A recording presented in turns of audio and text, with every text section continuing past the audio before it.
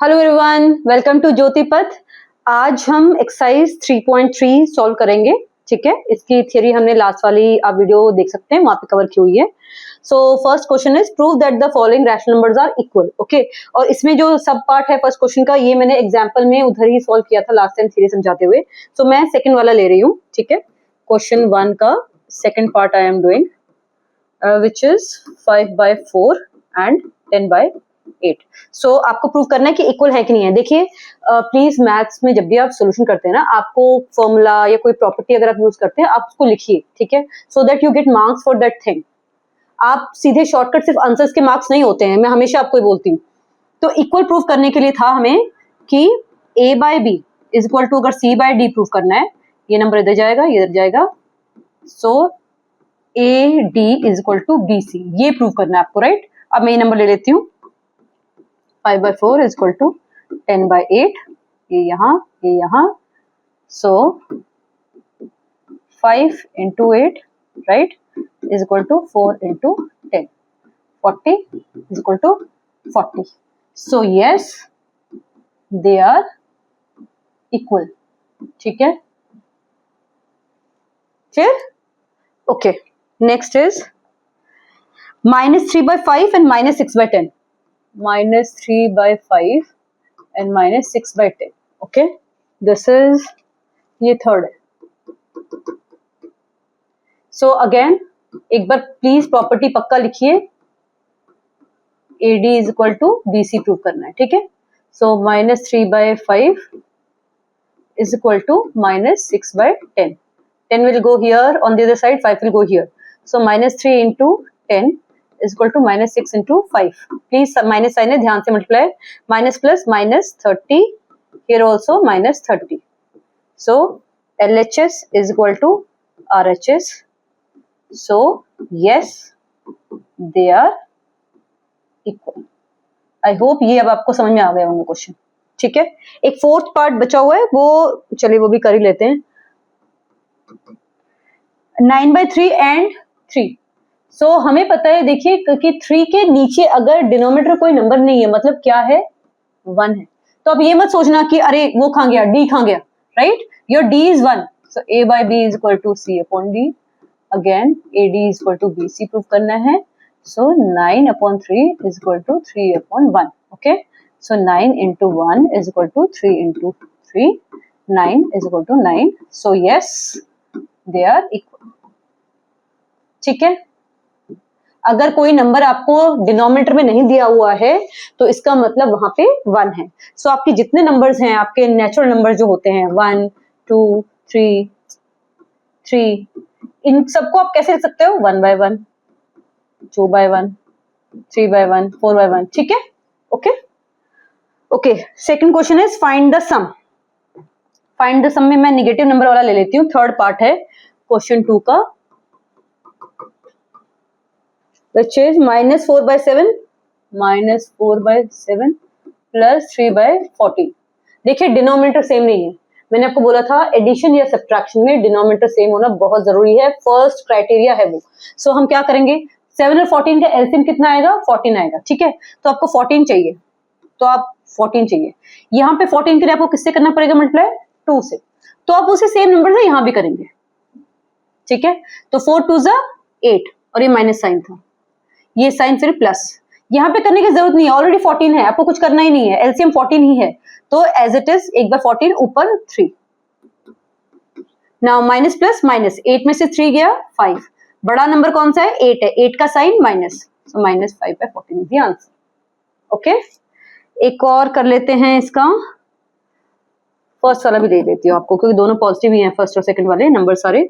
सो 2/5 plus 3/10। Okay, 5 और 10 का LCM आप देखेंगे तो 10 आएगा। ठीक है, सो 10 आएगा तो मतलब डिनोमिनेटर में आपका 10 आएगा। सो अब यहाँ पे 10 के लिए आपको क्या करना पड़ेगा, 5 को 2 से मल्टीप्लाई करना पड़ेगा, 5 2 से 10। तो जिस नंबर से आप यहाँ मल्टीप्लाई करते हैं उसी से न्यूमरेटर में भी करना है, ताकि दोनों कैंसिल आउट होके सेम नंबर बच जाए आपका ना, चेंज ना आए। ठीक है, सो 2 2 जा 4, ये प्लस साइन और यहाँ पे 3, ये हो गया आपका 7/10।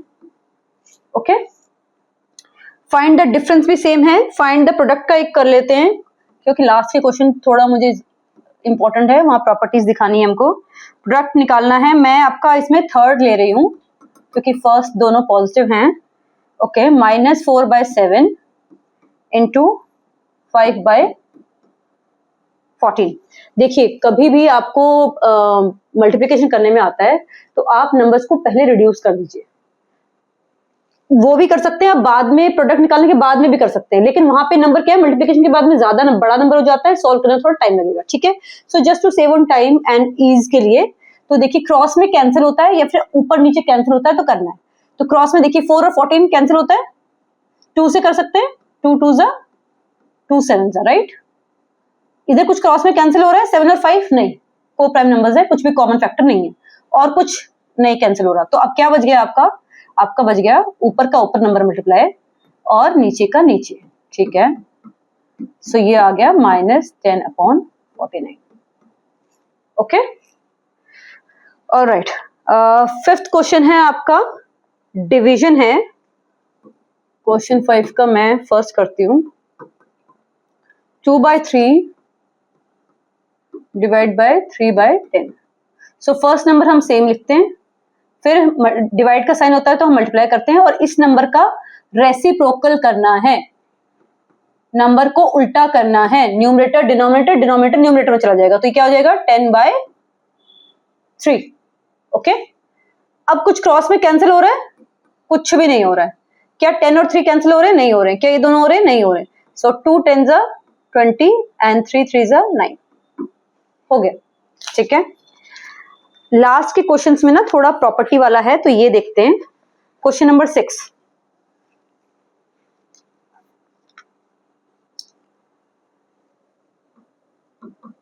देखिए डिस्ट्रीब्यूटिव प्रॉपर्टी रैशनल नंबर से फॉलो होती है। डिस्ट्रीब्यूटिव प्रॉपर्टी क्या है कि मान लीजिए आपका ऐसे है, अगर रैशनल नंबर्स है और ऐसे है, सो डिस्ट्रीब्यूट करना है आपको ये आर दोनों में। सो P इंटू आर, फिर प्लस, फिर Q इंटू आर, ये आपकी होती है डिस्ट्रीब्यूटिव प्रॉपर्टी। ठीक है, तो ये आप प्रॉपर्टी लिखेंगे और फिर वही उन्होंने यहाँ पे किया हुआ है। आप देखिए नंबर्स में 1/2 है, प्लस 3/4 है, मल्टीप्लाई 8/3। सो डिस्ट्रीब्यूटिव प्रॉपर्टी लगाएंगे आप इसमें, तो ये इससे मल्टीप्लाई और ये इससे भी मल्टीप्लाई। सो 1/2 मल्टीप्लाई 8/3। ठीक है, फिर बीच में प्लस साइन और फिर 1/2 मल्टीप्लाई 8/3। ये देखिए ये आपका आ गया है, आपका जो RHS उन्होंने प्रूव करने को बोला है। सो ये आपका प्रूव हो गया। तो पहले आपको ये प्रॉपर्टी लिखनी पड़ेगी कि ये प्रॉपर्टी है, इससे डिस्ट्रीब्यूटिव प्रॉपर्टी फॉलो होती है। तो हमने ये LHS लिया आपने पहले, ठीक है, उसको अंदर सॉल्व किया, तो देखिए ये सेम आपका RHS। Okay, question number 7, distributive property use करके सॉल्व करने को कह रहा है, वो आपको सिंप्लीफाई करने को कह रहा है। और क्वेश्चन है 7/9 6/7 -3/4। तो डिस्ट्रीब्यूटिव प्रॉपर्टी मतलब कि जो बाहर नंबर है वो दोनों ब्रैकेट के अंदर डिस्ट्रीब्यूट होगा, सब में बटेगा वो नंबर। ठीक है, सो 7/9 पहले किसके साथ जाएगा, 6/7 के साथ में, मल्टीप्लाई। यहाँ पे कोई साइन नहीं है, मतलब मल्टीप्लाई है। ओके, ये मैंने एक ब्रैकेट डाल दिया, फिर ये माइनस साइन, फिर अगेन 7/9। अब किसके साथ जाएगा आपका 3/4 के साथ। आपको पता है मल्टीप्लाई कैसे करते हैं। ठीक है, क्रॉस में देखिए कुछ कैंसिल हो रहा है, यस 7 7 कैंसिल हो जाएंगे। यहाँ कैंसिल हो रहा है, यस 3 2 जा 6 3 3 जा 9। तो क्या बच गया यहाँ पे 2/3। यहाँ पे 1 है तो 2 1 जा 2, यहाँ पे 1 है 3 1 जा 3। ठीक है, माइनस यहाँ कुछ क्रॉस में कैंसिल हो रहा है, यस 3 1 जा 3 3 जा। ठीक है, 7 1 जा 7 एंड 3 4 जा 12। अब देखिए यहाँ माइनस साइन है, आपके डिनोमिनेटर सेम होने चाहिए, तो हम क्या करेंगे एलसीएम लेंगे। ओके, सो एलसीएम क्या आएगा 12 आएगा, 3 और 12 का। तो आप यहाँ किससे मल्टीप्लाई करेंगे 12 के लिए 4, तो आपको यहाँ भी करना पड़ेगा 4 से। 4 2 जा 8 माइनस, यहाँ कुछ करने की जरूरत है हमको नहीं, क्योंकि ऑलरेडी 12 है डिनोमिनेटर में, तो कुछ नहीं करना है। ठीक है, तो ऊपर 7 का 7 और नीचे 12, 8 - 7 1/12। ठीक है, तब तक नमस्ते, जय हिंद।